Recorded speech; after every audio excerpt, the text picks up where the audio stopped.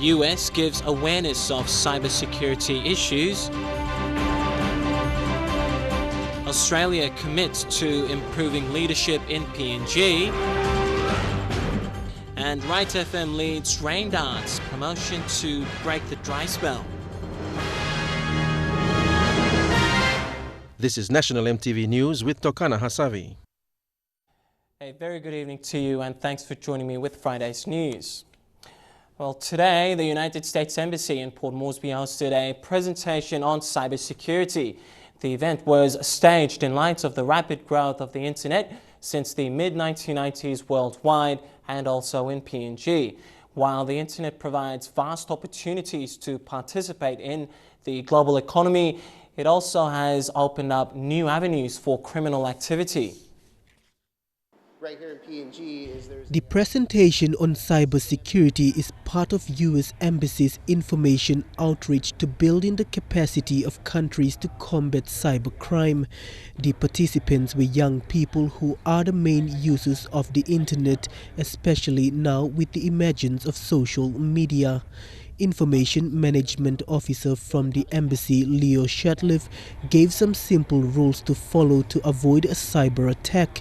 Cybercrime is really a grassroots thing, and it starts with every single one of you and your computers, both at home and at work. Every time you install software into your computer, especially from unknown sources, you're introducing more risk into becoming a member of something like a botnet or just having your computer compromised in some way.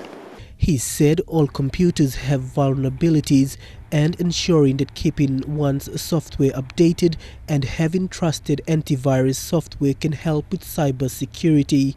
He also had advice for social media users. Know who you're talking to. That's probably the most important thing, just like there. The United States is working with partners to strengthen the capacity of governments to prevent cybercrime through training and information sharing. Just last month, PNG launched its cybercrime policy to safeguard citizens and internet users against cybercrime and eventually prosecute offenders under the new law. Mickey Cavera, National EMTV News. The multi-million Kina Police Modernisation Program has no strategic documents to guide the constabulary to work on. Police Commissioner Gary Bucky revealed this to EMTV News recently. He said work done was only made through decision-making. Although funding is not an issue, the approach taken by the constabulary is not guided by any documents. Mr. Bucky said this has slowed down the progress. Progress on the modernization is going not too well in the way I wanted it, simply because there's been a lot of money being given by the government to support the police in the modernization program, but maybe our approach into having to achieve that is not guided by, specifically by any strategic, you could say, a document that will tell us exactly this is what we need to do.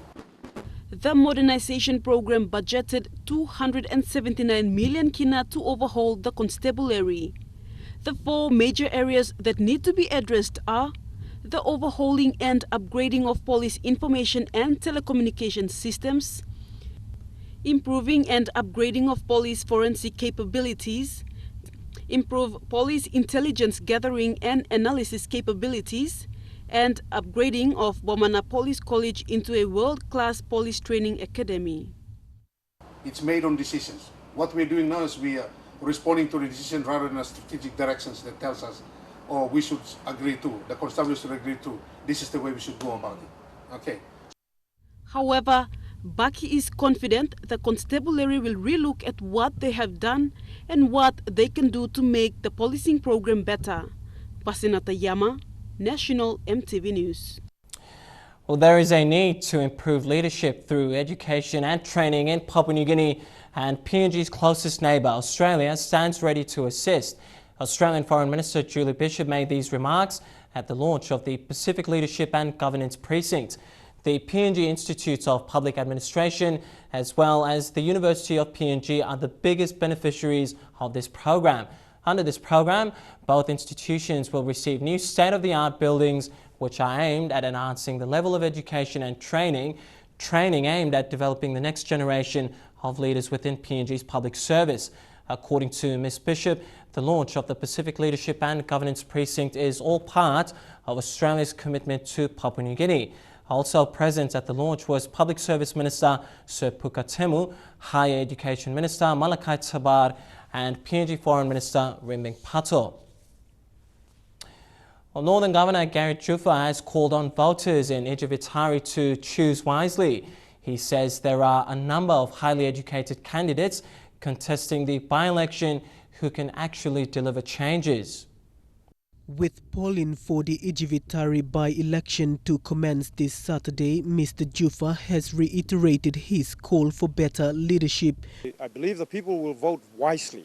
Let us elect leaders, not drunks, not pokies players, not people who run around behaving like criminals and who don't seem to care about their people.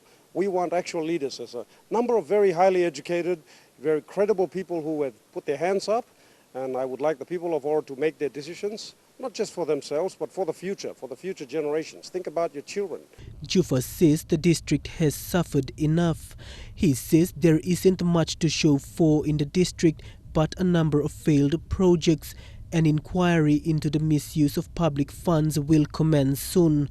I inspected the Ijivitari administration and treasury and I was shocked.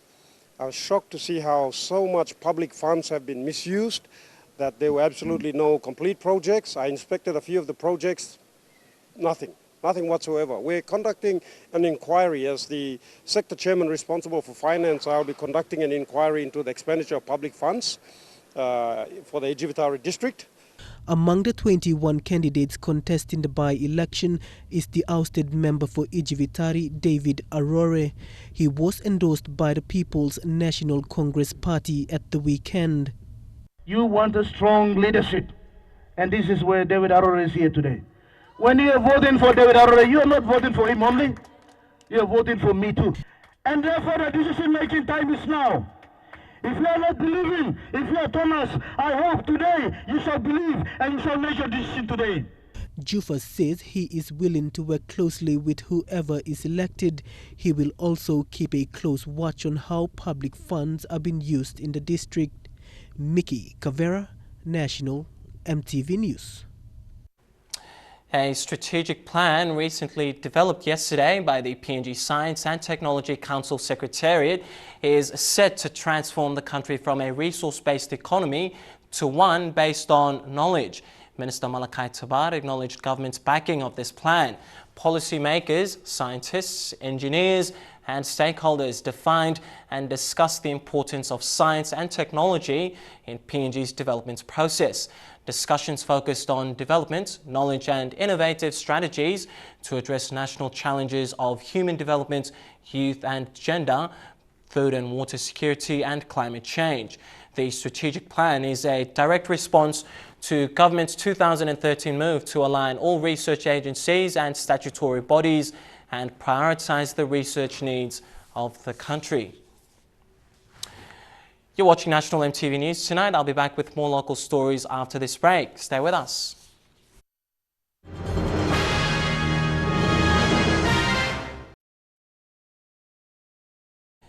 Thanks for your company and welcome back to National EMTV News. Well, Australian Foreign Minister Julie Bishop, who is in Port Moresby today, dismissed recent condemnation of plans between Australia and Papua New Guinea to resettle refugees in PNG. Human Rights Commission President Gillian Triggs this week condemned the plans of resettlement, saying PNG lacks the capacity to accommodate the needs of asylum seekers. What's your response to that? I don't accept that. Papua New Guinea is aware of its obligations to resettle refugees, and together with Australia we will ensure that those who are resettled here have the resources and the opportunities that they need. Already Australian job providers are working with organisations in PNG to ensure that there are job opportunities. This is a growing economy. There are many opportunities for people to work here. There is a booming private sector, so we believe that if these resettled refugees are able to have job opportunities or able to study, go to university here, gain qualifications, then that will be a great outcome. One of Port Moresby's school is not taking any chances to push its students into higher learning opportunities. The Waigani Christian College today graduated its first batch of grade 10s under the standard-based education concept. Founder Benjamin Moole says despite financial constraints, the school aims to maintain its standard and provide the best quality education to its students. Today marks a milestone for the Waigani Christian College in Port Moresby. The institution started in 1993 with 13 students but now has nearly over 8,000 students. But the key element behind this institution is to provide equal education for students to be successful in life. Founder Benjamin Moole told students and parents the current education system must not make students fail.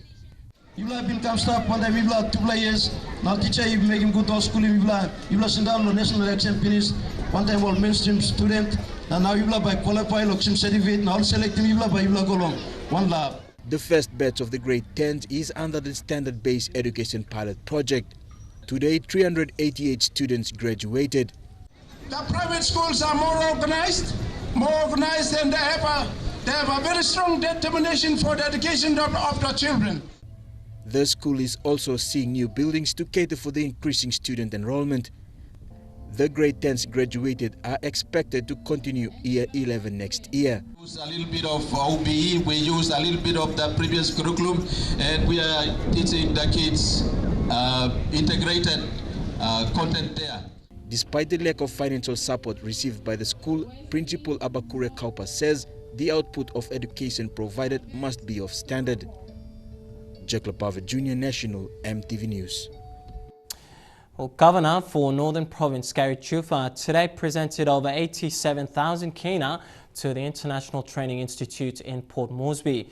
This was a payment of outstanding subsidy for 30 students from his province currently studying at the institute. He said 1 million kina from the Provincial Service Improvement Program is spent annually on education, which is a strong pillar for the country. Governor Jufa thanked the ITI for its patience in continuing to educate the students despite the slow arrival of the provincial government tertiary school fee assistance scheme. We appreciate your understanding in that regard. And having visited your facilities, I was very impressed with the staff, the people, and the quality of teaching here. And I want to say that we will definitely have a long partnership with the provincial government where we can send more of our children here to get a good education. And well, anyway, that's all I would like to say. Thank you very much. Okay, thank you. Well, Catholic faithful in West New Britain flocked the Hoskins Airport to welcome the international pilgrimage statue of Mother Fatima.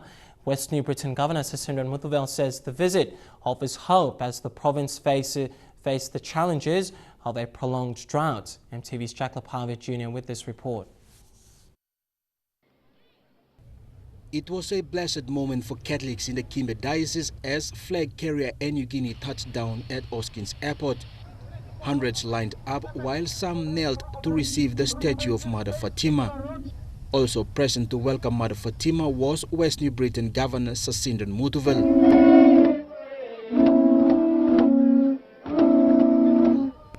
The pilgrimage statue of Mother Fatima was accompanied by a custodian, Brother Paulie Foley. Believers took the chance to capture a glimpse of Mother Fatima. West New Britain Governor Sasindran Muthuvel says the visit brings hope despite the El Nino effects experienced in the province. Like him, Narablaman, how am I loving, na forgive him, Narablaman, so you may need your practice in this person, suppose you may like qualify.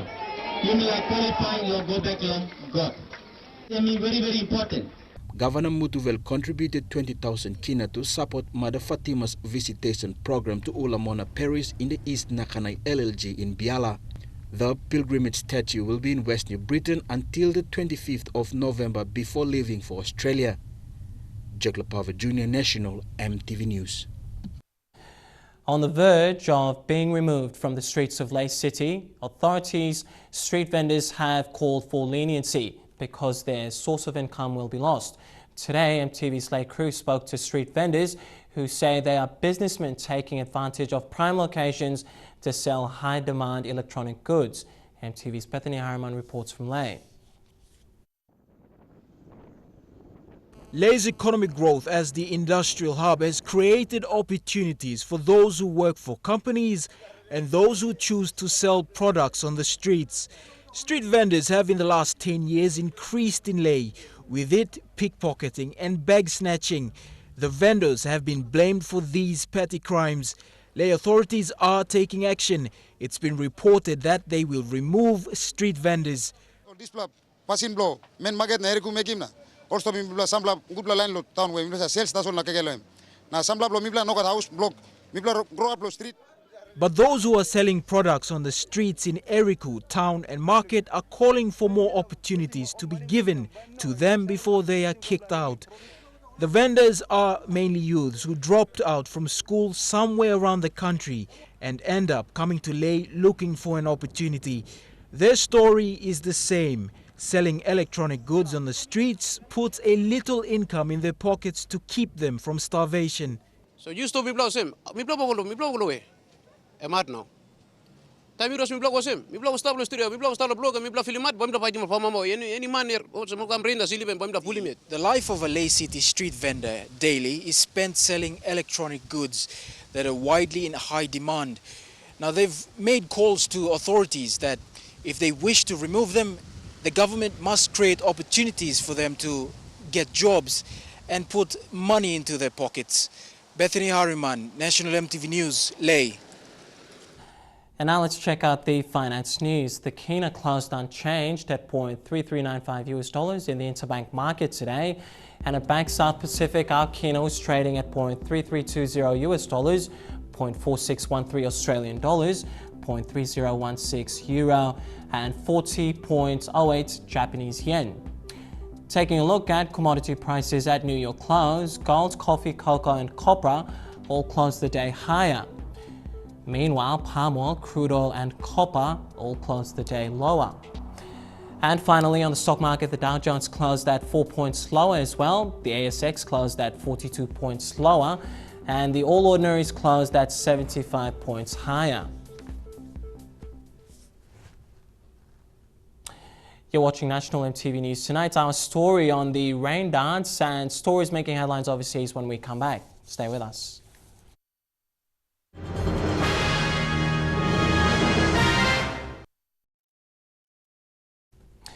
Good to have you back with the news. Well, while the country is anticipating Mother Nature to send rain, some have decided to make it happen. At 8:05 this morning, radio station 99.5 Rait FM hosted their first ever synchronized rain dance. Port Moresby residents joined in the dance this morning, hoping to break the dry spell. A good number of people turned up at the radio station and joined the performance. Rait FM's breakfast team, Elton Keeley and Butter Kings, with PNG's known comedians Watete and Holex, performed in front of the station, while listeners joined at various locations to create PNG's biggest ever synchronized rain dance.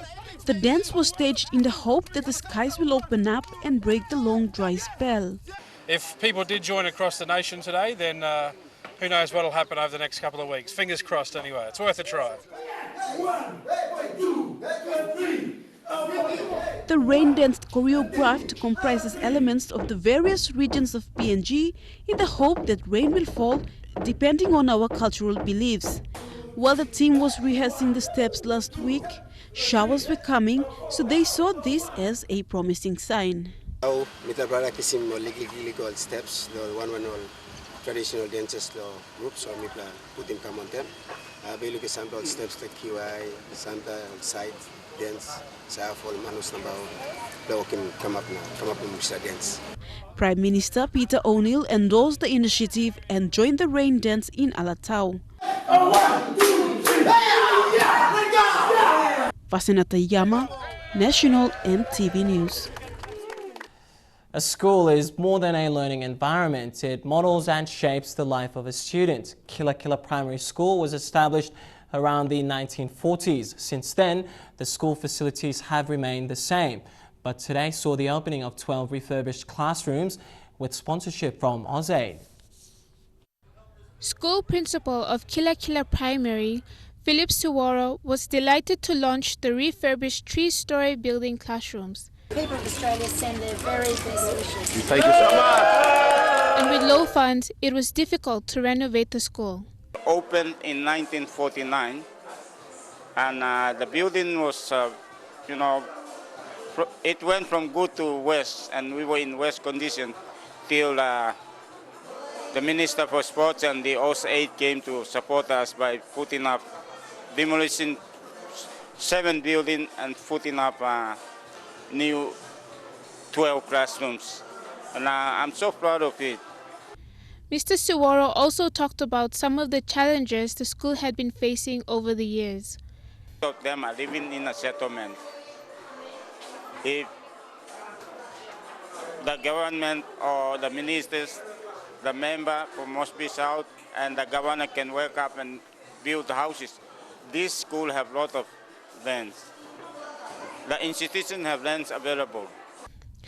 And City Governor Powers Pakop said with the location of the school, it is built in a low-income area. Teachers do their best to provide quality education. At the same time, parents are struggling to pay for school education. Thank the Australian government and Australian people for this wonderful gift that is here for our children and for education in our city. Minister, I can express, further how grateful and gratitude we are in the investment that your government and people of Australia is making in this school. Australian Foreign Affairs Minister Julie Bishop said the children deserve a learning environment that is safe and well facilitated.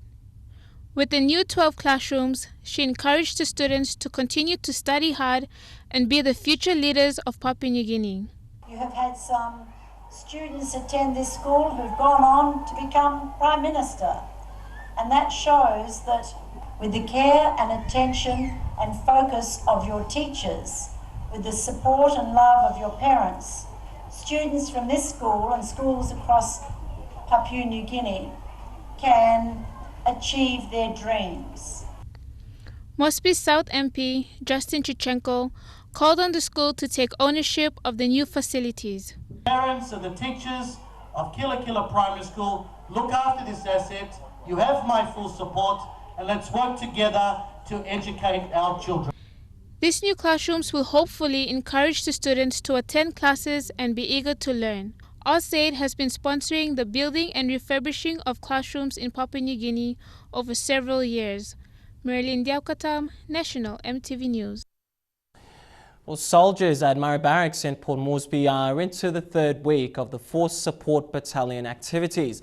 The first of the military activities started yesterday and it will continue on to the 19th of this month. The Papua New Guinea Defence Force Support Battalion started the day yesterday with their military activities. The drill competition saw the current 6 teams that participated in the last week's sports activities. With the drill competition, the soldiers were assessed on the specific area of inspection and points are given to each team. As part of the battalion's 7th anniversary celebration, there are a string of events the battalion is participating in. Sports activities concluded last week and they are now into military activities. Force Support Battalion Commanding Officer Lieutenant Colonel Francis Curry said this is a inter-sub-unit competition command in the PNG Defence Force that cannot be taken lightly. There has to be leadership and these are activities that will help the soldiers. This is a form of training also where we could do such businesses and take them away from partying, drinking beer, going out there and harassing civilians, the very people we are called to protect their lives and property. So this is just, the parade in itself is just another activity that will culminate to identifying the champion company. Last year was supply company. And the competition has started for the best company to be the champion company of this Force Support Battalion, which exists in the middle of Papua New Guinea. The PNG Defence Force Support Battalion will be competing with 6 teams challenging each other to be the champions. Lieutenant Colonel Francis Curry said on the final day there will be a lot of fun activities such as the staging of the famous greasy pole. The public will be invited to celebrate with the battalion on that final day on the 19th of this month. The Force Support Battalion is doing such activities to keep their unit, men and women, together and to keep them out of trouble and also to maintaining their reputation. Mai Koime, National EMTV News. PNG National Alphonse Kambu was arrested on Wednesday and was due to appear in court yesterday on assault charges. Kambu, a legal officer with the UN Environmental Programme, or UNEP, brutally assaulted his ex-partner, Kenyan-born Ruth Gaki, with whom he has a 3-year-old child. Ms. Gaki had pressed charges on Kambu's previous assaults, but none had been effective due to Kambu's diplomatic immunity. UNEP says diplomatic immunity for its staff only applies to words spoken or written or acts performed in an official capacity. UNEP further said it is the duty of its staff members benefiting from diplomatic immunity to respect local laws. Well, authorities from both Russia and Egypt say there's no evidence yet to prove the theory that a bomb brought down the Metro jet. The power of a bomb aboard a passenger plane. This demonstration by the U.S. Attorney's Office shows the end result. Coming through the opposite side. The beginnings tracked by forensic bomb expert Thomas Anthony. Is this a classic C4 explosion? Yes. Less push and more sort of force like that. We have less residue than a low explosive. Starting with the C4 bomb, a type of plastic explosive, the former FAA Civil Aviation Security Manager walks us through the impact of several types of bombs and the telltale signs they leave behind. The residue of the black powder coming from a central point. Look at the edges here. The edges on the black powder are very, very different. They have this sort of like almost coral-like look to them. This is napalm. Look at all the residue of the napalm that was left behind. That's something that is indicative and characteristic of the napalm. Are there countless numbers of explosives? There are dozens of types of explosives. Investigators begin to narrow the possibilities with field tests like this one that quickly analyze residue. This orange color points to a C4 bomb. Anthony says the severity of a bomb on a plane depends on many factors like timing and placement, and there isn't always visible proof. Is it possible that an explosive can go off on a plane and there be no residue?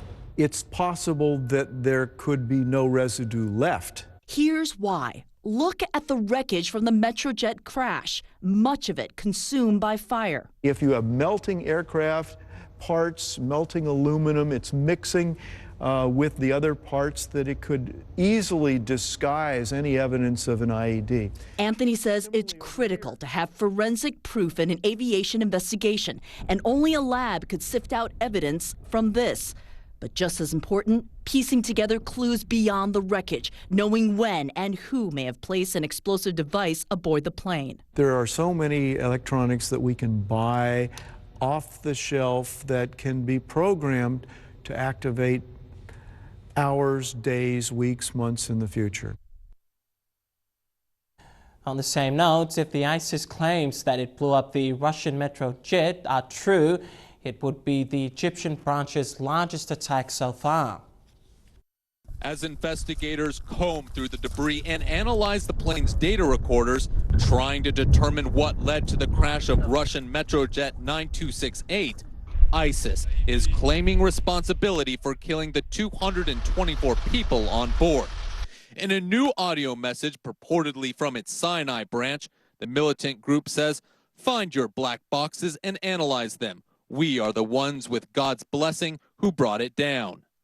Today, Russian and Egyptian officials insisting there's currently no evidence of a bomb. But U.S. officials say their intelligence is pointing to a bomb, possibly by one of ISIS's least affiliates. The Egyptian branch of ISIS in the Sinai Peninsula has proved itself as a lethal, very sophisticated and very powerful terrorist organization over the past, specifically 2 years, and over the past 5 years since 2011. It was late last year the terror group previously known as Ansar Beit al-Maqdis, now called State of Sinai Group, pledged allegiance to ISIS leader Abu Bakr al-Baghdadi. With numbers estimated in the hundreds, the group is eclipsing al-Qaeda in the region and has adopted ISIS's brutal tactics.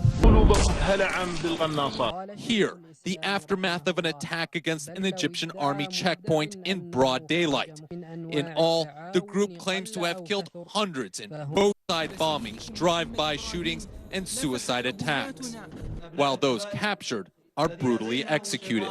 The Sinai Group is well known for illicit smuggling, and the two most sophisticated weapons believed to be in their arsenal include Russian-made anti-tank missiles used in targeting tanks and a boat in the Mediterranean, and shoulder-launched surface-to-air missiles here, taking down an Egyptian helicopter.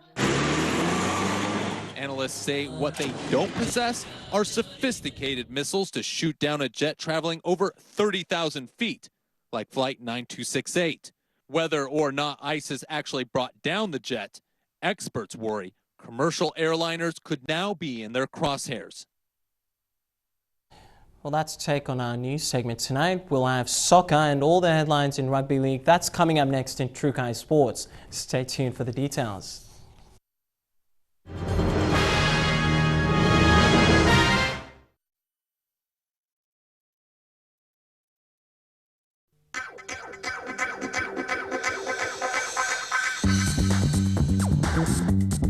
Trukai Sports.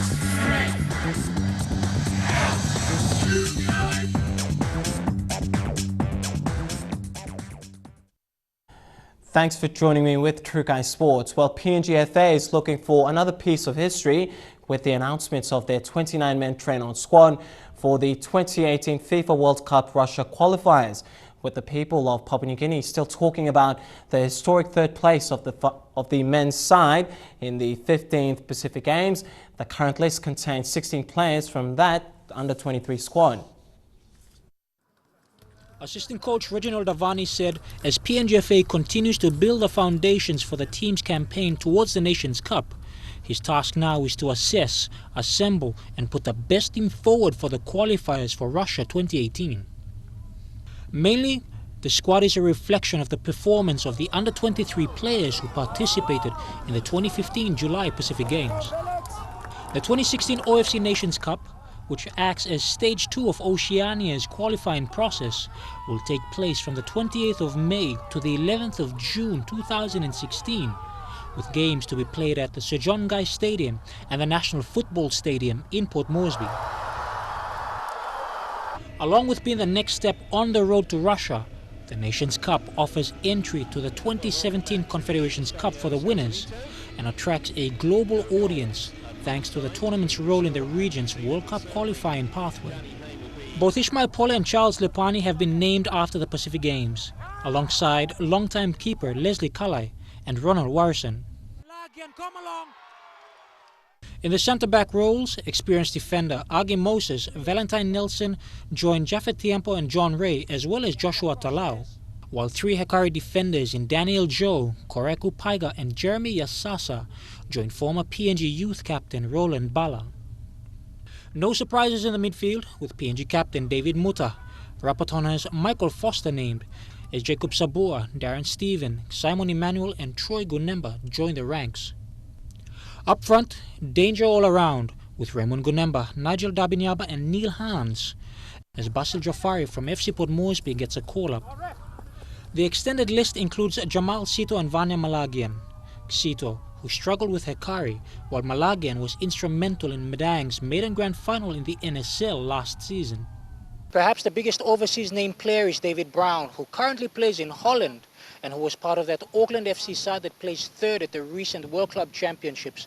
But all in all, the squad does look sound with a good blend of experienced players who've done it all before and a touch of youth, many of whom would have now gotten used to playing on the big stage.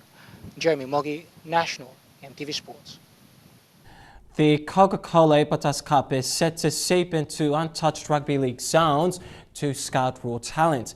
East and West Pacific Province are soccer strongholds who will take part in the competition this season. Coca-Cola Epatas Cup Chief Executive Officer Timothy Lepa says the PNG RFL affiliated competition is set for another big season. MTV's Bethany Harriman reports from Lae. The Coca-Cola Epatas Cup is almost 16 years old. The Cup challenges gained the reputation of producing some of Papua New Guinea Kumul's best. The competition has reached untouched places where the game is alive.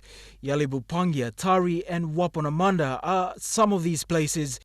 This season it's going to the East and West Pacific provinces, soccer strongholds.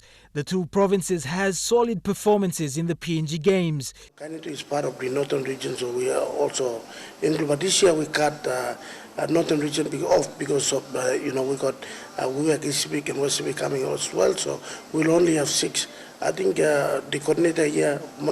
For this year, the challenge is on. The venues are set. It's going to be bigger and better. Koroba in the Hela province and Buka, including Namatanai in Kavieng, will play host to games. We really, if PNG Rugby League can touch places like Niba, Yelebu, Kutubu, all these places where there's no link of road, it's walking distance and all this, we normally visit the doorstep to really find the real scout, because this is our national game. The concept of the Coca-Cola Epatas Cup is simple. The competition gives the opportunity to a young man in rural Papua New Guinea to play rugby league. Before he can play professional rugby league, he'll slip on a jersey and run out onto the field as a player in the Epatas Cup. If he's lucky, he will get selected and developed into a Papua New Guinean PNG Kumuls. Bethany Harriman, National EMTV Sports, Lae. Well, Gulf inmates at the Bomana prison outside Port Moresby were presented with Gulf Isapea rugby jerseys this afternoon by the Governor for Gulf, Havila Kavo. These jerseys were given to them for a rugby league competition that is currently being run at the Bomana prison. It was an exciting moment for Gulf inmates at the Bomana prison today when their provincial governor and the Gulf Isapea rugby league board members presented the jerseys. And a first of its kind activity like this to take part. The Gulf inmates in the Bomana prison have been involved in rugby league competition for the past couple of months. While in prison, they named their rugby league team as the Gulf Isapea.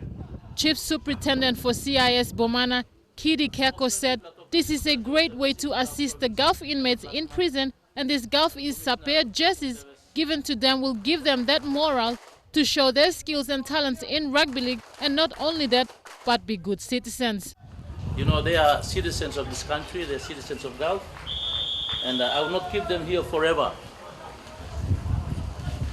They're here for a moment, for a time being, to serve their time, and they'll be back in the communities where you and I live. So it is worthwhile for you to come and to also see them and meet them and make some kind of some kind of relationship. So when they leave our gates here, they know that there are people out in the community, especially from Gulf. The Gulf Isapea rugby league team came to rescue their fellow Gulf brothers in prison, assisting them with a plain rugby league uniform during the duration of this rugby league competition. Jacob Ivarua, chairman of the Gulf Isapea team, said this is a great way to promote the club's name and worn by their very own Gulf inmates. So after the competition, Mibla Pani Waylo, how do Mibla houses like Jesse? So Mibla look at you have important line to start. Instead of Mibla Salim, Mibla Noga. Bambla Karam Gona, present him, Lord Gulf Sabes, step inside the prison, Lo Soimo, Lo Sem, what got value to. Emotion and Blacaraka. The governor for Gulf, Havila Kavo, was very much honored to be part of this occasion and to be meeting the young inmates from Gulf who are involved in this sporting activity, and encourage them to serve well and to continue their terms in prison and live as good leaders for their province and the country. We donate jerseys to our Gulf prisoners who are part of the sporting team here, and so they can be proud that they are wearing not the 3rd grade or not a village competition, but they're wearing a jersey that was used by a franchise, which is a inter-city competition players. So it's a jersey from a senior ranking players, that represent the province in the country. A big difference made today for the people of Gulf, and to show Gulf inmates in Bomana prison that they are not left out but have support from outside, like this jersey presentation, which is something special that will be remembered. Mike Hoyme, National EMTV Sports. Following the release of the Puk-Puks and Palais team list to the 2015 Oceania Rugby Sevens Championships yesterday, National Rugby Coaching Director Sydney Wesley says much of the talent has been scouted from the National Provincial Sevens Championships, and all have demonstrated skill sets that can be developed to fit into the national jersey. While the Puk-Puks see the exclusion of former captain Hubert Terea due to his poor form following the Pacific Games, Tisakautu has proven to be an exceptional leader alongside Butler Morris. The Oceania Rugby Sevens Championships is considered to be big for the PNG Puk-Puks, as it will act as both a qualifier to the HSBC World Series circuit and the Rio Olympics. While some may debate the decision of introducing a new playing group, National Coaching Director for PNG Rugby Sydney Wesley believes they are the next lot to fulfil national duties. Recent trip to Singapore, there was quite a good number of players that were making their debut in the sevens version, and going to Auckland, it's always good to have your first time, and then the second time is when you got to back up, and we'll just wait and see what happens in Auckland. But I'm pretty confident the boys that went to Singapore, learning from that experience, they'll do well in Auckland. Wesley will also be travelling to Auckland with the Palais, this time without Kimberly Rapilla, and instead PNG boxer Debbie Cowra and Touch Rugby's Joylene Tekot. I've been impressed with Debbie over the last 3 weeks. Debbie has just brought in a new attitude into the team, and I think it's rubbing off onto the players. Her discipline and her commitment and attitude to training is just really impresses me. But the Palais aren't the only ones making changes to their core team. Wearing the responsibility as a leader of the pack, Douglas Geis, who has stepped in as an interim coach, says this trip is about introducing change to the national side. It's all about getting the little things right. I'm not too focused on results. I just want to get the off-field stuff right. The little things we do at training, that's it. Like, the results will take care of itself if we get these things right off the field. Hensley Peters and Wesley Varley have returned to the squad after minor injuries, while Korsa Taveni has again been named to represent Papua New Guinea, this time for the Sevens team. He's about 120 kilos and he brings a lot of presence into the team. And you'd be surprised how well he can get around the park. He's never been showed up, and I thought he was probably the player of the tournament during the NPC.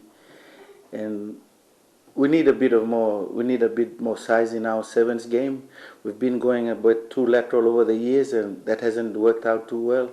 You'll never see a guy that's under 90 kilos playing international rugby. The Puk-Puks have been placed in Pool B and will be up against Solomon Islands and a solid American Samoa and Samoan outfit, while the Palais will be playing round-robin matches. Both teams depart on Tuesday for Auckland for the championships next weekend. Lorraine Genia, National EMTV Sports. Well, True Guy Sports continues after this break with boxing and big man Sam Burgess's return to the NRL. Stay tuned for those stories. True Guy Sports.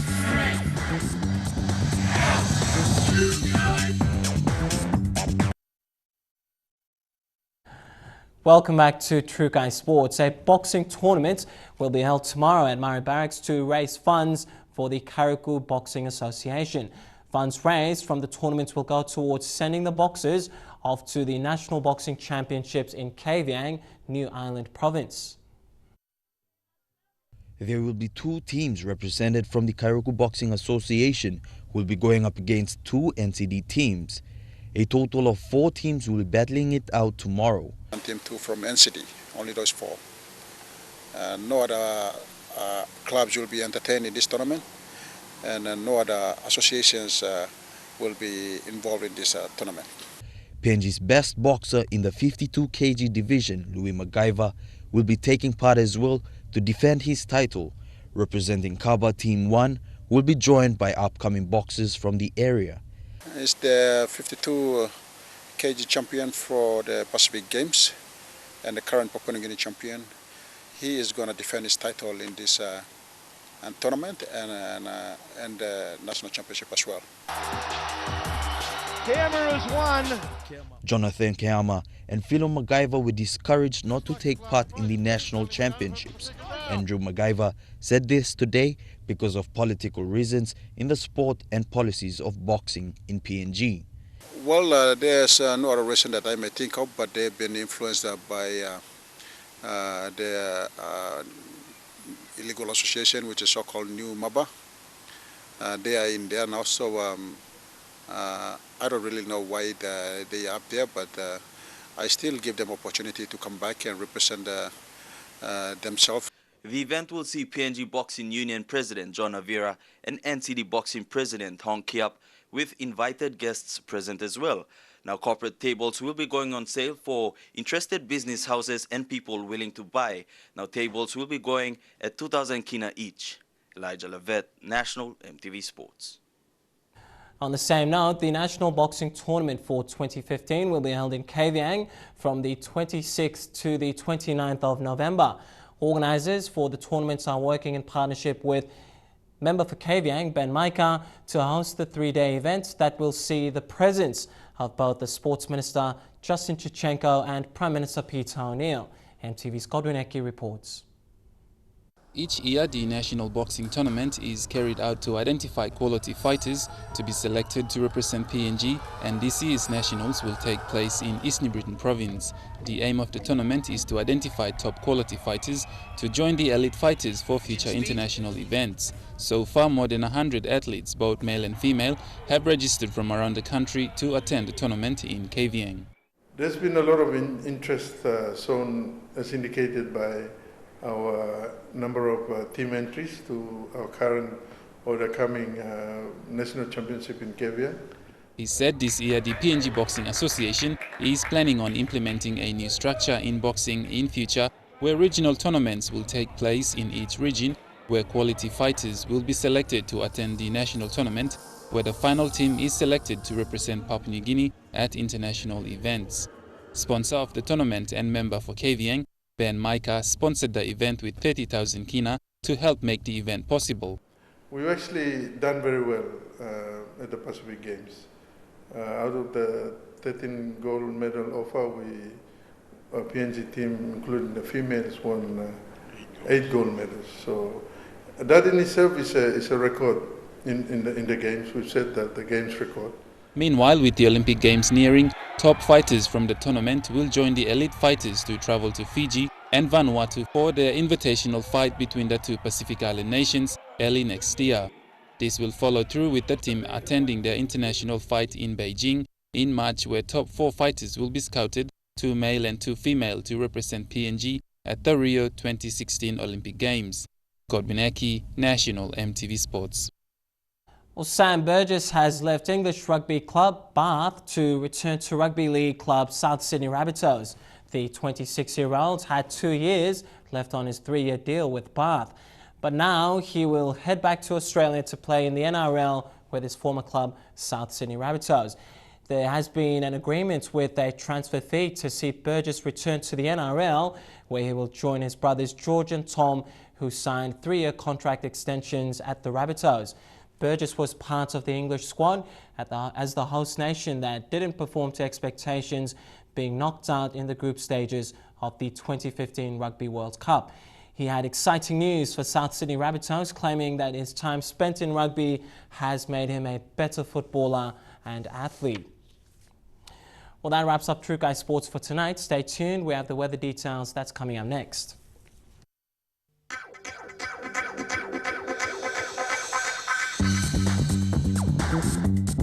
True Guy Sports.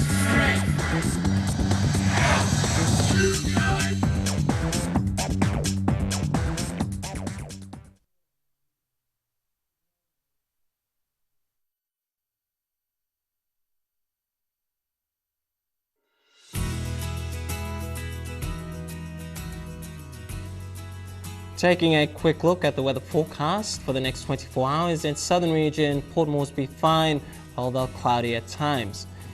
In Momase, brief evening showers possible. In Wewak, cloudy periods in Vanimore. In the New Guinea Islands, KV and Kokopo, Rabaul, Kimbe and Buka to look forward to brief thundery showers. And lastly, in the islands region, possible light showers developing in Garalka and Kundiawa. Well, that's been the news tonight. On behalf of the news crew and myself, you have a safe and enjoyable weekend. Good night.